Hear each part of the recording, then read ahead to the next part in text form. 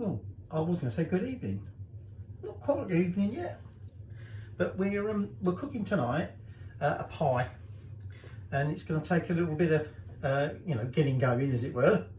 And so we're starting a little bit early, and it's not too early to have a drink, but I haven't yet. But this is going to be something I've been thinking about for a while. I've been thinking ever since I sort of took a liking for this stuff, Tiny Rebel Stay Puft, Marshmallow Porter. I thought I want to cook something with this, although that is a bit of a sacrilege, because I really just want to drink it. But anyway, I'm going to do a steak and ale pie. So it's going to be steak and stay puff pie. Okay, and I'm going to serve it with some cold cannon.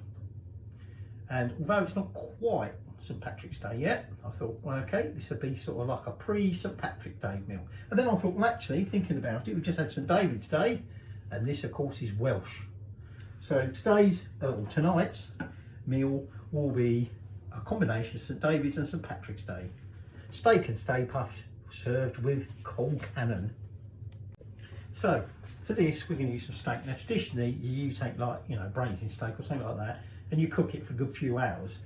We've got good old rump steak, okay?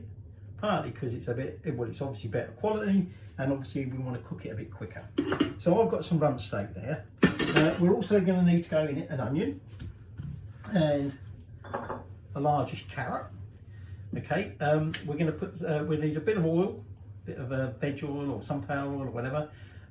Obviously we want our stay puffed. Sort of 300 to 500 mils of that. Sacrilege. We want a stock cube, or, well, I've got a little stock pot, salt and pepper, some sprigs of thyme, and a little bit of flour. And that will make our pie filling. So we're going to get that going first, and then I'll tell you about the pastry for the pie, because once you've done that, that wants to go in the fridge for about half hour or possibly even an hour. All right, but the first thing first, I'm going to get my carrot peeled and sort of diced up, and same with my onion. Right, so like I said, we need to cook obviously the meat and everything first, so I'm just going to do it in this. So what we want, where's the oil gone? A glug of oil, okay, a couple of tablespoons of oil, or teaspoons of oil. And what we're going to do is we're going to seal off the meat first. I've got a glove on, by the way, because cleaning a spiraliser. Now, them blades on them things are sharp. And without thinking, the blades went to fall over. I went to grab it, and sliced my thumb open. It's obviously still a bit of a wound, as it were. So I'm just being a bit careful a minute. Where's my spoon gone?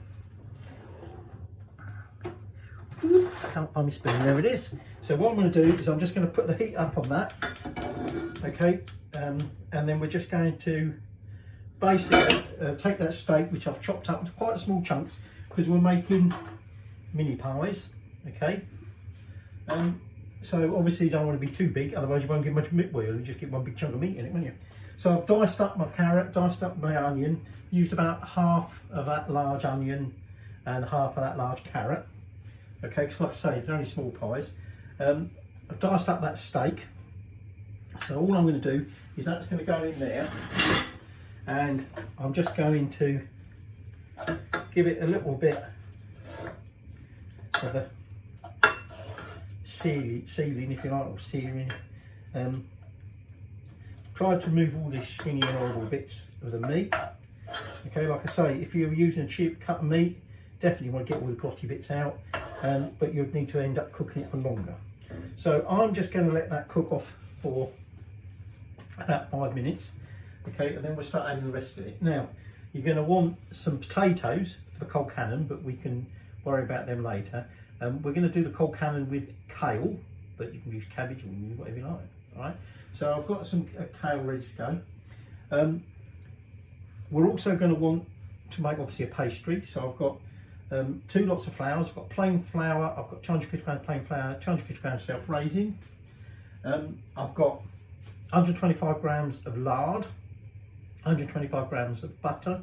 We're going to want 250 mils of milk. Okay, And then, like I say, when we've made up the pastry, we're going to wrap it in a bit of cling film, and it's going to go in the fridge for at least half hour. But we need to get the meat on the go and cooking, and we put that on the back burner and just let that cook for the best part of an hour. All right. So when I'm about to add the rest, I'll come back to you. Right. So the meat's not fully sealed yet, but what I'm at this point is what I'm going to do is I'm now going to add in that carrot and onion and give that a mix together. Oh, I have to remember not to do that later with that handle.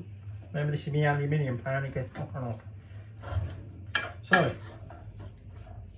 just give that a few minutes just to start to soften up the onion and the carrot a little bit.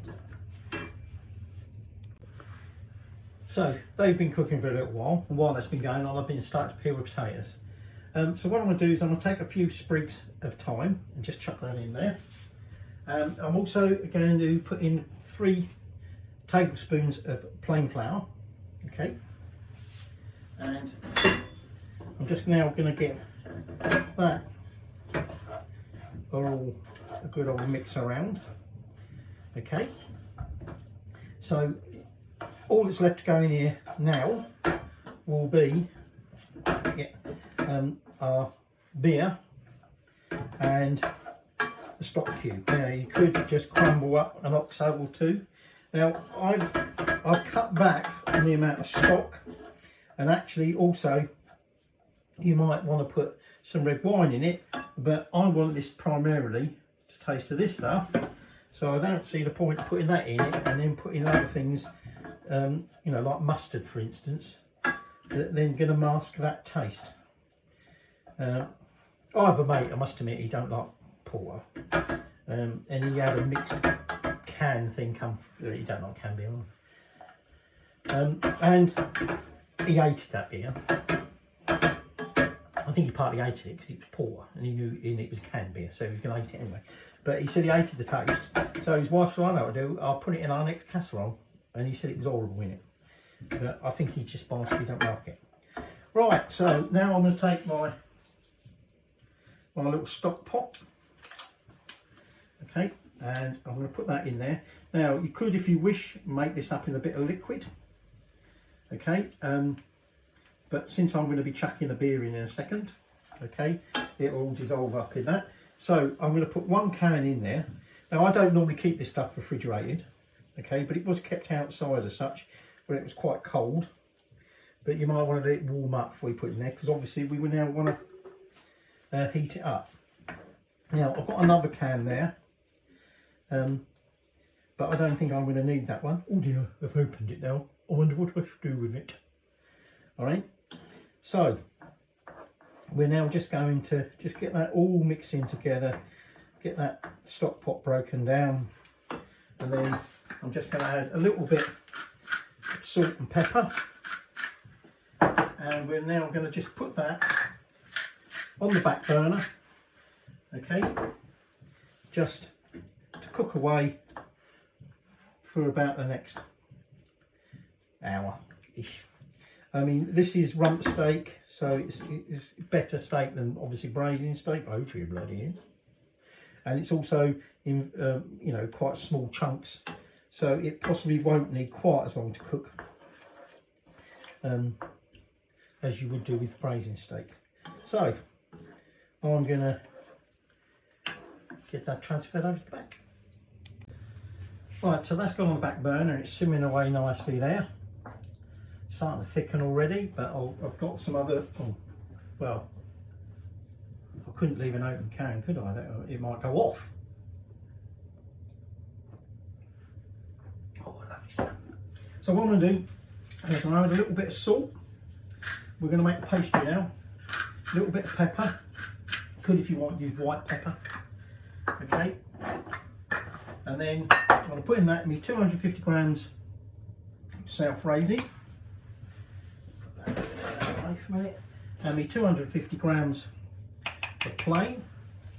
And then, like I said, here I've got 125 grams of butter. Okay.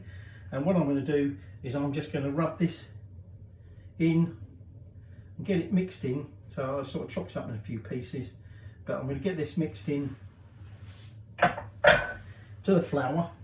Okay, that's why I've got a glove on, because of my wound. All right, so I'm just going to get that mixed in so it's a bit more of a crumbly texture, and then we'll be blending in the lard. All right, where's my lard gone? There's my lard. So in goes my lard, same thing. I've tried to break that up a little bit. Wife wasn't too keen when she heard there was lard in it, but you know, you're making proper pie pastry. Wherever you lard, haven't you? Well, a bit of his joke, but I can't remember exactly what it was now, about eat lard or something. So, when I've got this also all blended in with it, it's a bit more, almost like breadcrumby sort of texture. I've got 250 mils of milk measured out, and then we'll be adding the milk and making it into more of a dough. Right, so I've got it into quite a soft dough. What I'm going to do now is I'm just going to flatten it out, I'm going to wrap it in cling film, and it's going to go in the fridge for a good 40 minutes at least, I think. Right, so we're at that point right now where not much else we can do. Now I did add about a third of another can because it reduced down a bit. I'm going to let this reduce down a little bit more. Got to finish the can off, can't I? Rude not to.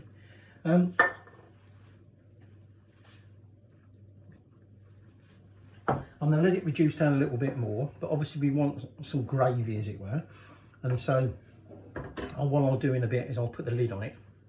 Okay, but I'm just going to let that thicken up a little bit more. I've peeled the potatoes, like I say. We're going to have some mash, some cold cannon made with some kale. Oh, we'll check the bead on because it'll be an open can. You're going to want an egg to do the egg wash on the pastry, and you're going to want some cream and some butter to go in the mash. Okay, now we don't need to start the mash yet. Okay, when we go to put the pies in the oven, we'll put the mash in. Now we're going to cook the pies at about 180. Okay, so we'll want to preheat the oven, but it's a bit earlier. But the other little tip to do is to put a baking tray or some sort of tray on the bottom, when I say on the bottom, on the shelf you're going to cook the pies on, and you stand your pie tins on that, and that helps stop the bottoms getting a bit too soggy. Okay, so really at the minute not much you can do for about another, what was it, 20 past, so we've got about 20 minutes to kill. Well, in case you're getting bored, I thought I'd do something else. So I'm making them in these little springform dishes, pie dishes. You can make it as one big pie, it's up to you. Okay, there's certainly more than enough dough there to make a you know, like a proper big family size dough, you know, pie, sorry. But what I'm going to do is I'm just going to give these a bit of a spray. I mean, they are non-stick, but you know what these non-stick things are like. And I'm just going to wipe them round just so we find a pie doesn't stick. All right, so then all we'll be waiting on then is obviously our dough, which has got about another 10 minutes or so, and then we'll roll it. Like I say, you'll want a beaten egg, okay, for the glaze, and you want your eggs, your potatoes and your kale, but we won't, like I said, start cooking the potatoes because we're going to cut them into fairly small chunks because we're mashing them. And you've got some single cream. You don't necessarily normally put single cream in cold cannon, but this is special, isn't it? So we're going to. Okay, now that's nicely thickened up. So like I said, and the meat's getting quite tender. So I've turned the heat off for now. I've left enough sauce in there, enough gravy in there, because obviously we want to pour some out in the pie. But what we're going to start doing now, actually I'm going to put a glove on if I'm going to use that hand for rolling. We're going to roll out some of our dough, and the first thing we're going to do is cut some lids. Okay, so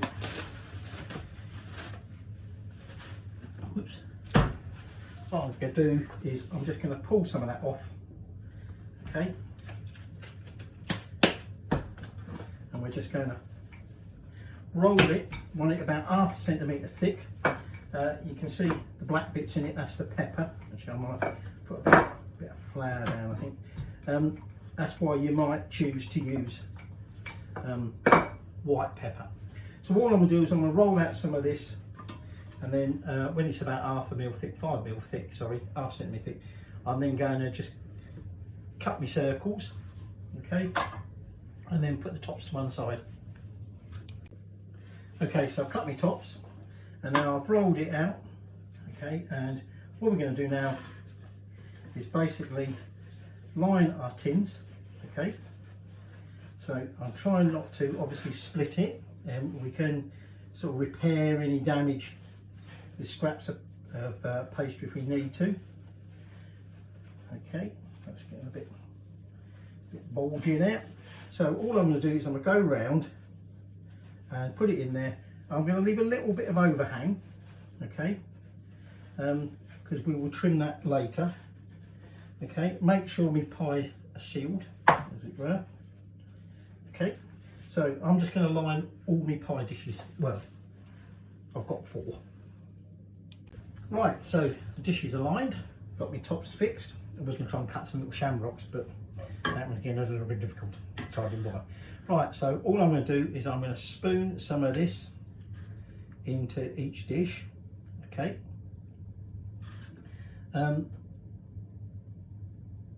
Almost to the top. Actually, put a little bit more in that one. Now I've prepared 4. I don't think I'm going to get 4 out of this. Okay. I adjusted the recipe down because, like I said, it was actually for quite a large pie. Okay, and I decided that we would make some mini little pies. So I think actually out of all this I'm going to get 3. So I'm just going to use up all this filling in me 3 pies. The second one just needs a little top up, I think. Right, so that's got them 3 pies filled, and so what I'm going to do is I'm just going to brush around the pastry around the top with this beaten egg, okay, and then we're going to take one of the tops and press it down, and then all I'm going to do is I'm just going to lift them edges up. Should put a glove on, I suppose, and just seal it and crimp it if I can, okay, all the way around. So we're just sealing it in. Now before we put it in the oven, we're going to want to put some vents in it, okay, and we also want just to make sure that it is all sealed all the way around, and that we just lift the edges up over the rim. All right, so I'm just going to go and put the tops on the remaining 2. Right, so that's the pie assembled. I'm now just going to put on a pan of boiling water, okay, to boil the potatoes. But what I'm going to do is take that beaten egg, and I'm now just going to wash over the top of each pie. Like I say, you could put some decoration on if you want, up to you. And then final thing I should do is just cut a couple of vents in it, okay, and then we'll shove them in the oven. Like I say, we're going to put them in there for about 30 to 40 minutes, okay, at 180, and that's pre-warmed. And like I said, I've put a tray in there. I'm going to stand them on the tray. Now as soon as they go in, I'm going to wait until the water starts boiling. As soon as they go in, I'm going to put the potatoes in. I'm going to cut them up into smallish chunks, okay, and then we'll start on the cold cannon. Right, so like I said, water's come up to the boil. Just going to turn that down. I've chopped my potatoes and bring out that baking tray, and I'm just going to put my pies onto that. That goes back in the oven, and I'm going to set a timer initially for 25 minutes, okay, just so that I can check on their progress. Okay, so 25 minutes, and now I'm just going to chuck this potato into there. Okay, I've added a little bit of salt. Live dangerously. And then we're going to cook them for about 10-15 minutes. Okay, and while they're cooking, I'm going to get some kale. Now, you want weight-wise, about half the weight of potato. Now, obviously, that looks like an awful lot, but just remember, it's a bit like when you do spinach. You think, fuck it, that's right. And then, of course, by the time it's sort of cooked down, what are you looking at? There's not an awful lot there, is there? So that's my kale ready to go. Just wait for my potatoes to come back up to boil. Like I say, I'm going to give them about 10 minutes and then we'll chuck the kale in for about 10 minutes. Right, they've been boiling for about 10 minutes. So what I'm going to do now is I'm just going to put that kale in there. Okay, and then we're probably going to need to give that about another 10 minutes.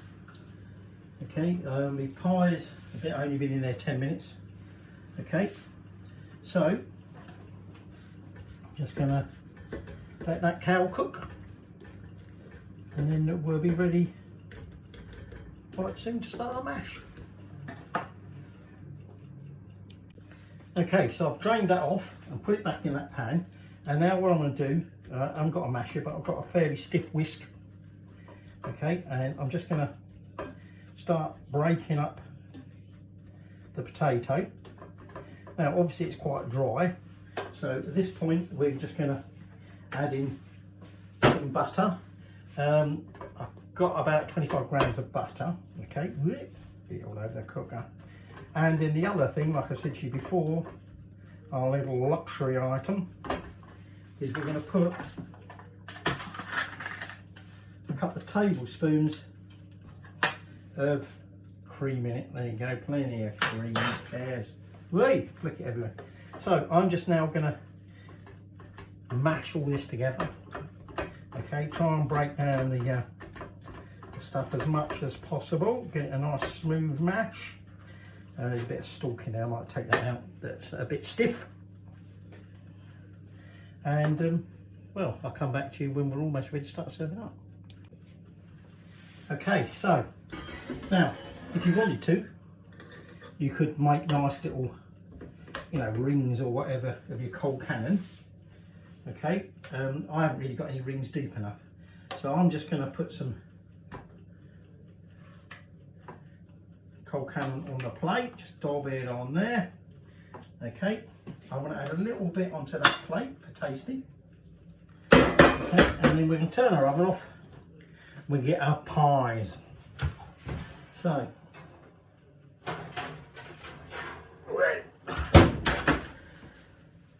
let me take one of these pies.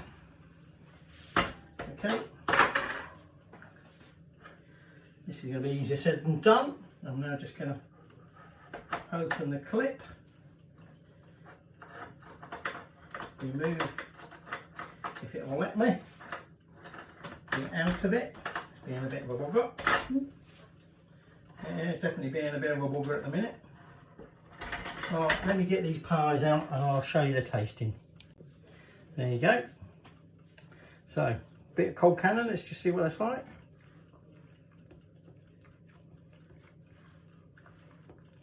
Mashed potato with bits in. So let's break open the pie. There you go. You can see in there the meat and sauce, gravy, or whatever you want to call it, coming out. Probably been bloody hot now.